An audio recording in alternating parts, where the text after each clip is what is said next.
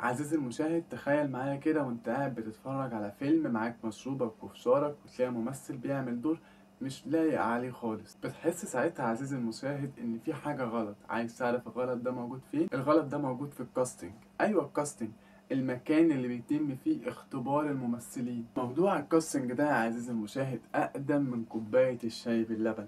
فتعالى معايا يا عزيزي الممثل وعزيزي المشاهد نعرف القصة كانت ايه. اما انت بقى عزيزي الممثل، في عمرك كده وانت نايم على سريرك سألت نفسك هل أيام زمان كان في كاستنج ولا لأ؟ عمرك ما سألت نفسك يا عزيزي الممثل مثلا يعني كده، هو شكسبير كان بيعمل كاستنج للناس ازاي؟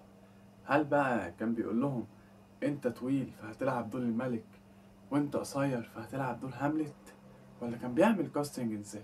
في الحقيقة يا عزيزي الممثل الموضوع كان كده تقريبا. ايوه يا عزيزي الممثل، كان الاختيار بالشكل. كان في فرق مسرحية ثابتة وكل واحد عارف بيلعب دوره ازاي. وكان اختيار الادوار كان بيكون بناء عن اشكالهم. يعني لو شكلك فيه علامة في وشك يبقى انت هتلعب دور الشرير، ولو كان عندك لسعة تانية فهتلعب دور المهرج، وهكذا يا عزيزي الممثل. بس الموضوع اتغير في السينما، والسبب كوباية شاي. والقصة بدأت في سنة 1908.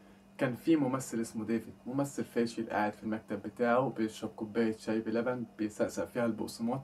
مفيش ولا فرقة مسرحية راضية تشغله معاها، مفيش حد عايزه يمثل معاهم. وفجأة دخل عليه اتنين من مكتب بيج كرافت. الاتنين دول قالوا له يا عم ديفيد مش هتيجي؟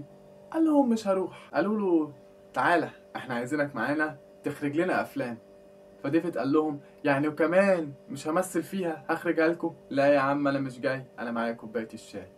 قالوا له تعالى انت وشايك. الشركه اللي احنا بنتكلم عليها دي يا عزيزي الممثل ركز معايا عشان يبقى ليها حلقه تانية مفصله ليها، اسمها امريكان موتوسكوب اند بيجرافت كامباني.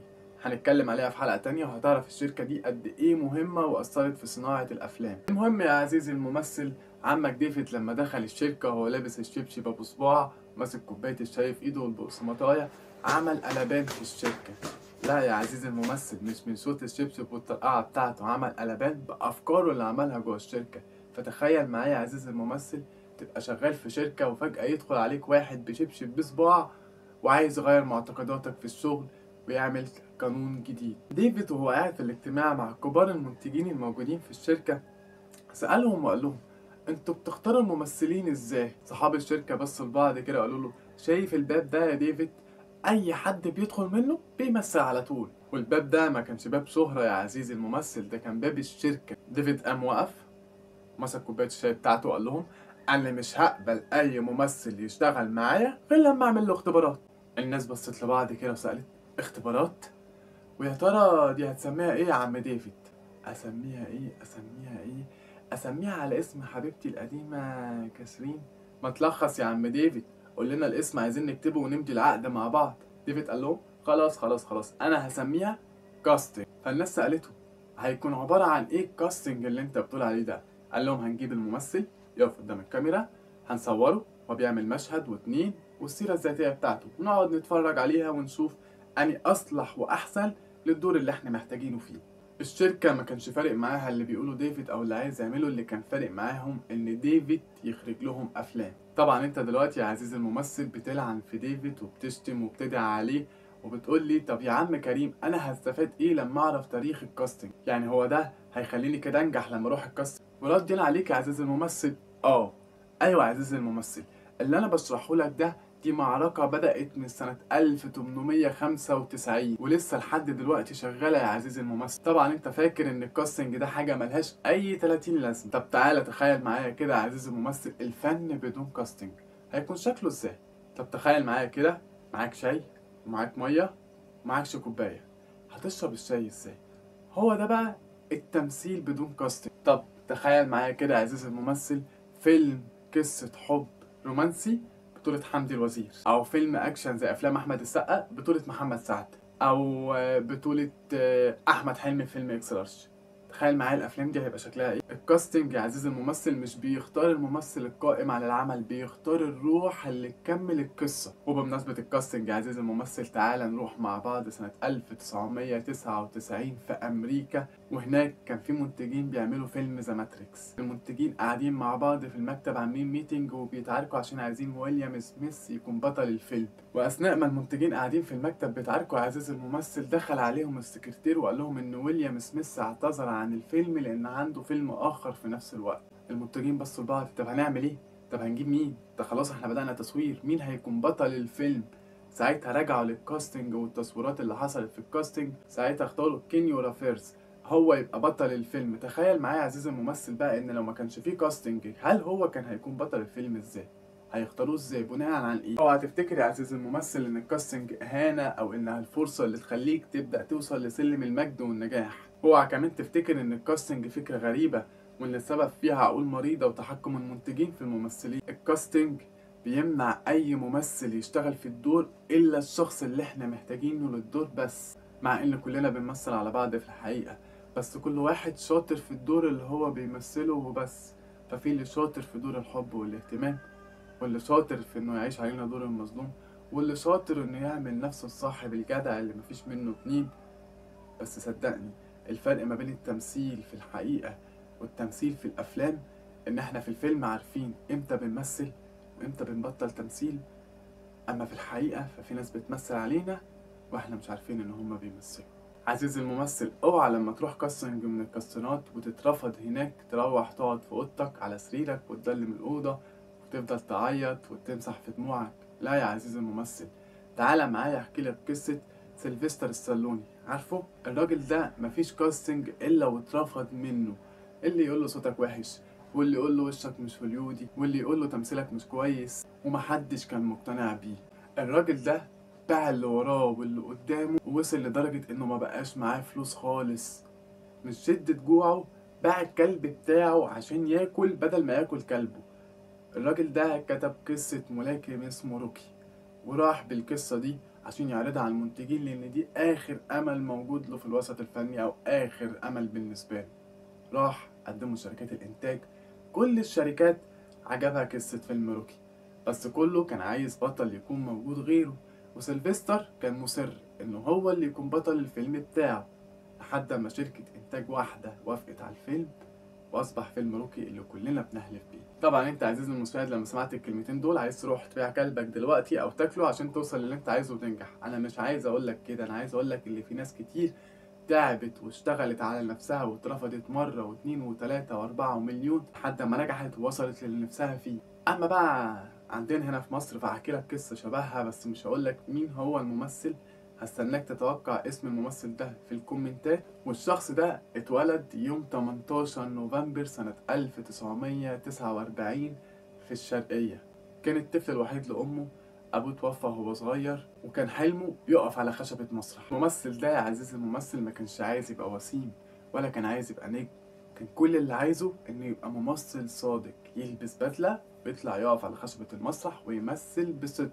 المهم يا عزيزي الممثل ده سمع إن في المدرسة عنده في فرقة مسرح، فراح للمخرج قال له أنا عايز أمثل، فضحك واتريق عليه وقال له روح شوف لك صنعة تتعلم وتعيش منها. بس الممثل ده بقى ما زهقش يا عزيزي الممثل زيك ولا يأس وقعد في اوضته وقعد يعيط، بالعكس راح قدم في معهد سينما وصمم ونجح في معهد سينما. وهناك في معهد سينما هو موجود فيه ناس كتير من زمايله اتريقوا على بشرته، على لونه، على شكله، على صوته، لدرجة يقال ان في بعض من زمايله كانوا مسمينه الواد الاسمر اللي عايز يبقى نجم.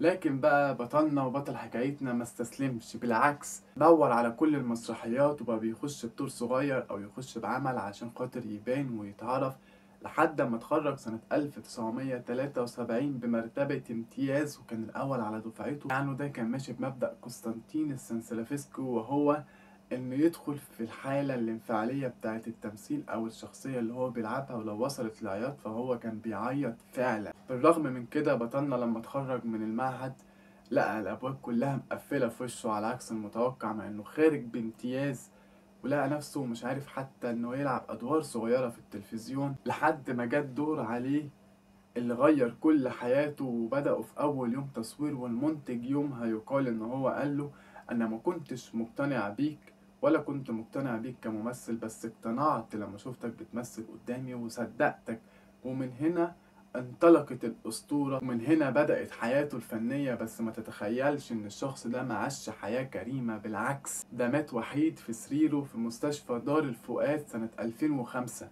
ويقال برضو إن هو كان ميت على سريره وهو ماسك نصوص مسرحيات في إيده، وبيتمنى إن هو يعمل نصوص المسرحيات دي. نصيحتي ليك يا عزيزي الممثل، قبل ما تروح الكاستنج حضر للشخصية اللي هتعملها في الكاستنج كويس. البس لبس شبه الدور. انا مش عايزك في الكاستنج تروح لي لابس لي بدله او تروح لابس لي افخم حاجه عندك. انا عايزك تلبس لي لبس لما تيجي تمثل قدامي الاقيه لايق على الدور والكاركتر اللي انت بتعمله. حافظ على هدوءك في الكاستنج. حاول ما تبقاش نيرف، حاول ما تبقاش شخص مفتعل، حاول كمان ما تبقاش الشخص اللي هو قاعد بيتكلم مع الناس كلها بره في القاعه مستني ان هو يخش وبيسلي وقته. لا، خليك طبيعي وما تبالغش في أدائك التمثيلي. حاول تمثل بالأداء الطبيعي. وإن عرضت عليك دور أو أي مخرج عرض عليك دور في الكاستنج إنك تعمله، فاسأل عن تفاصيل الدور والشخصية، لأن التفصيلة دي بتخليني أفهم إنك ممثل فاهم. وما تحاولش تقلد مشهد أنت شفته. يعني ما تجيش تعمل قدامي مشهد لسين ممثل من الممثلين في فيلم من الأفلام والاقيك بتقلد لي تون صوته ورياكشناته وحركاته. انا مش عايزه هو اللي يمثل، انا عايزه انت اللي تمثل. عايزك انت اللي تعمل الكاركتر مش هو. وحاول تخليك طبيعي وانت واقف قدامي في الكاستنج وانت كمان بتمثل. وحاول تقبل انتقاداتي وتسمعني وانا بكلمك في الكاستنج او بعلق على حاجة، وما تقطعنيش بكلمة عارف او انا كنت هعمل، لان ده بيثبت لي انك مش ممثل بروفيشنال. حاول تكون كمان في الكاستنج شخص متواضع وشخص هادي، وحاول تكون محافظ على لياقتك البدنية. ودي حاجة ليك ولينا احنا، لان ممكن نستغل الفيزيكال بتاعك في تسكينك في ادوار تانية حتى لو ما نجحتش في الدور اللي انت جايله. واوعى تحكم على نفسك من الكاستنج. يعني سواء انا او غيري من المخرجين رفضك في كاستنج، فما تحكمش على نفسك ان انت كده ما بتعرفش تمثل. انت ما نجحتش في الدور اللي احنا عايزينك فيه، مش ما نجحتش في التمثيل عموما. حاول كمان تكون في الكاستنج مبتسم، حاول كمان تكون بشوش، حاول كمان تكون جاهز للارتجال في الكاستنج لأي حاجة ممكن تخطر على بالك أو ما تخطرش على بالك. اجهز بكل أنواع الارتجالات. وحاول على قد ما تقدر تكون عامل فويس نوت، مسجل الكاستنج على تليفونك صوت، حطه في جيبك لأن هنمنعك من تصويره فيديو. ولو قدرت تاخد داتا الفيديو للكاستنج فاحفظ الكاستنج وشوف غلطاتك، ولما تروح كاستنج تاني ما تقلدهاش، اعمل غلطات غيرها عشان تتعلم تاني وتالت لحد ما تنجح. اخر حاجة عايز اقولها لك في الكاستنج، اختار الدور المناسب لشخصيتك. اختار الدور اللي لايق عليك في الكاستنج اللي هتعمله، لان ده اكتر حاجة هتخليني اقبلك. ولو الحلقة دي عجبتك يا عزيزي الممثل، فأنا بعمل ورشة إعداد ممثل. الورشة دي بتتعمل في اسكندرية. الورشة دي بتعلم فيها تدريبات لغات الجسد والصوت، الارتجال، بناء الشخصية، التمثيل أمام الكاميرا، التمثيل على المسرح، التحضير للكاستنج، التحضير لمعهد سينما، وحاجات تانية كتير.